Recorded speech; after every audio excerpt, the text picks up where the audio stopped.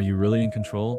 Or is life just waiting for you to let go? Right now, millions of people are gripping their steering wheels so tight their knuckles are white, convinced that if they just push harder, plan better, and force more outcomes, they'll finally find the clarity and peace they're desperately seeking. But what if I told you that everything you've been taught about control is backwards?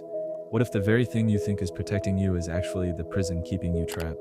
Here's the shocking truth that most self-help gurus won't tell you. The harder you squeeze, the more life slips through your fingers. Every single day, you're fighting a hidden battle that's draining your energy, clouding your judgment, and blocking the very insights that could transform your entire existence. This isn't some fluffy spiritual nonsense. This is about the raw, unfiltered reality of how your mind actually works when you stop trying to micromanage the universe. Think about the last time you felt truly clear about a major decision. I'm willing to bet it wasn't when you were sitting there with spreadsheets and pros and cons lists, obsessing over every possible outcome. It was probably in a quiet moment, maybe in the shower, during a walk, or right before you fell asleep, when your mind finally stopped spinning and something just clicked. That wasn't coincidence, that was surrender in action. And most people have no idea how powerful it really is. But here's where it gets controversial. The modern world has turned control into a religion. We worship productivity systems, life hacks, and 5-year plans like they're going to save us from uncertainty. Social media feeds are flooded with people showing off their perfectly organized planners and color-coded schedules, as if controlling every minute of their day will somehow control the chaos of existence. Meanwhile, anxiety rates are through the roof, burnout is epidemic, and everyone's walking around feeling like they're constantly behind on some invisible race they never signed up for. The dirty secret? That pressure you feel to have it all figured out isn't making you more successful, it's making you stupid. When your nervous system is constantly activated by the need to control outcomes, your brain literally can't access its higher functions. You're operating from survival mode, not wisdom mode. Every decision becomes reactive instead of responsive. Every choice comes from fear instead of clarity. But that wasn't the whole story. There's something even more insidious happening beneath the surface. Most people have completely lost touch with their inner compass, that quiet voice that actually knows what's right for them. It's been buried under layers of shoulds, musts, and other people's expectations. You've been so busy listening to the noise that you've forgotten how to hear your own truth. This inner voice isn't some mystical concept that only monks and meditation teachers can access. It's a biological reality. Your nervous system is constantly processing millions of pieces of information, most of which never reach your conscious awareness. When you're relaxed and present, this processing power becomes available to you as intuition, gut feelings, and sudden insights. But when you're in control mode, all that bandwidth gets hijacked by worry, planning, and mental rehearsals of imaginary disasters. Here's what's really wild. The people who seem to have the most clarity and make the best decisions aren't the ones with the most elaborate systems. They're the ones who've learned to get still enough to hear what life is actually telling them. They've discovered that there's a rhythm to existence that's far more intelligent than their conscious minds. And when they align with it instead of fighting it, everything flows differently. Recent research is backing this up in ways that are blowing scientists' minds. Studies show that people who practice what researchers call cognitive flexibility, basically the ability to let go of rigid thinking patterns, perform better on creative tasks, make more accurate predictions about future events, and report significantly higher levels of life satisfaction. They're not giving up or checking out. They're accessing a completely different operating system. But here's the kicker that nobody talks about. True surrender isn't passive. It's not about becoming a doormat or abandoning your goals.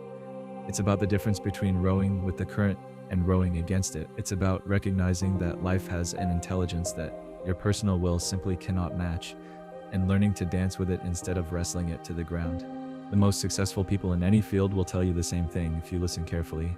Their biggest breakthroughs came not when they forced solutions, but when they created space for solutions to emerge. They learned to trust something bigger than their conscious minds, and that trust gave them access to possibilities they never could have planned their way into. So what happens when you finally drop the rope in this cosmic tug of war?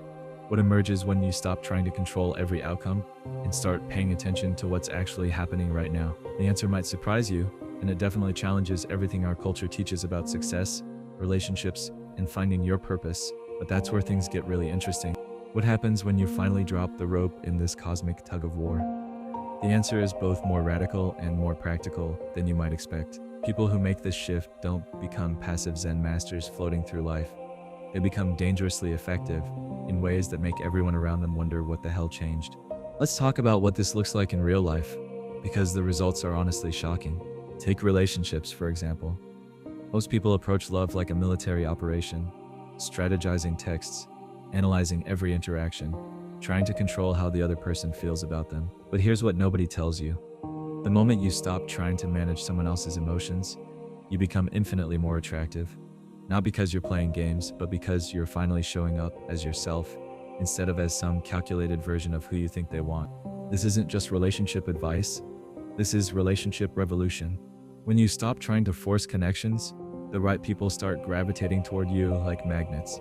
When you quit performing and start being present, conversations become electric instead of exhausting. Suddenly, you're not walking on eggshells wondering if you said the right thing, because you're speaking from a place that's authentic rather than strategic. But that wasn't even the most surprising part. Career-wise, people who embrace this approach often experience what can only be described as supernatural timing. Opportunities appear out of nowhere.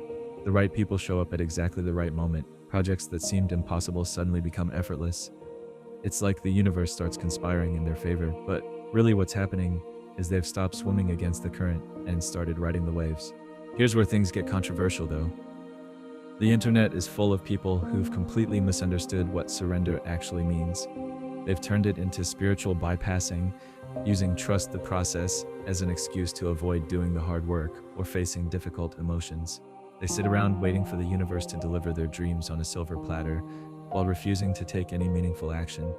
That's not surrender, that's just lazy spirituality with a fancy label. Real surrender is actually more challenging than control, not easier. It requires facing the terrifying truth that you can't manipulate outcomes, which means you have to show up fully to whatever life presents without knowing how things will turn out. It means taking inspired action without attachment to specific results. It means being willing to have your plans completely demolished if something better wants to emerge. The spiritual bypassing crowd has given surrender such a bad reputation that mentioning it in certain circles will get you eye rolls and accusations of toxic positivity. Critics aren't wrong to be suspicious. Too many people use everything happens for a reason to avoid taking responsibility or to minimize other people's pain. But throwing out the entire concept because some people abuse it is like banning fire because some people get burned. What's really happening when someone truly surrenders control? They're not becoming passive. They're becoming responsive instead of reactive. They're not giving up their power. They're accessing a completely different kind of power. Instead of the exhausting power of force, they're tapping into the effortless power of alignment. And the difference is absolutely staggering. Think about water for a second. It doesn't fight the landscape. It finds the path of least resistance and carves grand canyons. It doesn't struggle against gravity. It works with natural forces and becomes unstoppable. It's not weakness. That's genius level strategy. But our culture has convinced us that anything that doesn't involve struggle and strain must be cheating somehow. This shows up in the workplace in ways that drive traditional thinkers absolutely crazy. While everyone else is grinding and forcing and burning themselves out trying to climb the ladder, the people who've learned to work with flow instead of against it seem to effortlessly land in positions that are perfect fits. They're not lazy, they're strategic in a way that most people can't even comprehend. But here's what really pisses people off about this approach. It challenges the entire mythology of struggle that our society is built on. We've been taught that suffering equals virtue, that if it's not hard, then it doesn't count, that you have to earn your place through blood, sweat, and tears. So when someone shows up relaxed and aligned and starts getting results that others are killing themselves for, it triggers something primal. The truth is, most people are secretly terrified of surrender because it means admitting they're not actually in charge.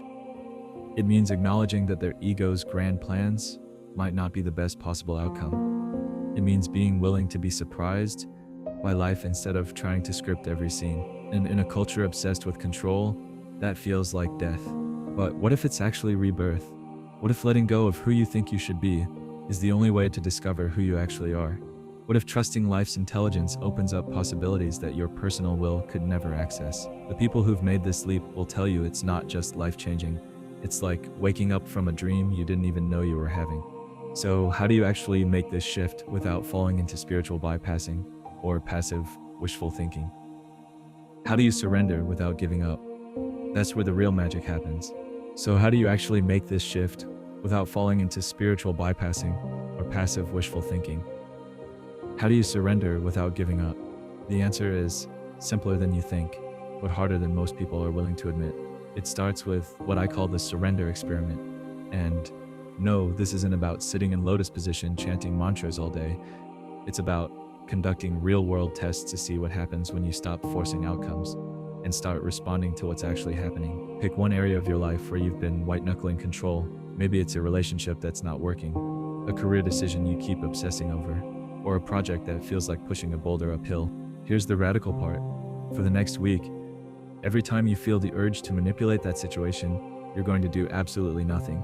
Instead, when you want to send that carefully crafted text to get a specific response, don't send it. When you want to have that conversation to force clarity, wait. When you want to push that project forward through sheer willpower, pause. This isn't about being passive, it's about creating space for something unexpected to emerge. But here's where most people crash and burn. They think surrender means sitting back and waiting for magic to happen. Wrong. True surrender is about taking inspired action instead of forced action. The difference?